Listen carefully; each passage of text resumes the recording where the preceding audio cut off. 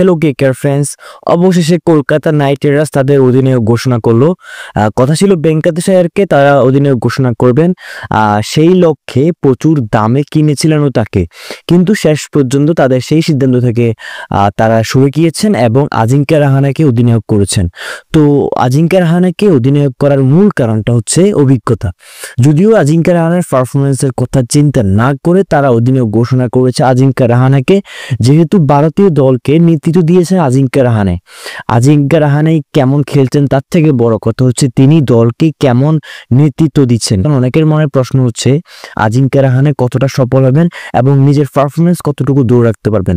আসলে একটা কথা হচ্ছে আজিঙ্কা রাহানে কিন্তু ভারতীয় দলকে নেতৃত্ব দেওয়ার মতো ওরকম অভিজ্ঞতা রয়েছে, যার কারণে কলকাতার টিম ম্যানেজমেন্ট আজিঙ্কা রাহানের উপরেই ভরসা রেখেছেন। যেহেতু ভেঙ্কাতেশ আয়ার তরুণ অলরাউন্ডার, তার থেকে পারফরমেন্সে বেশি আশা করছেন।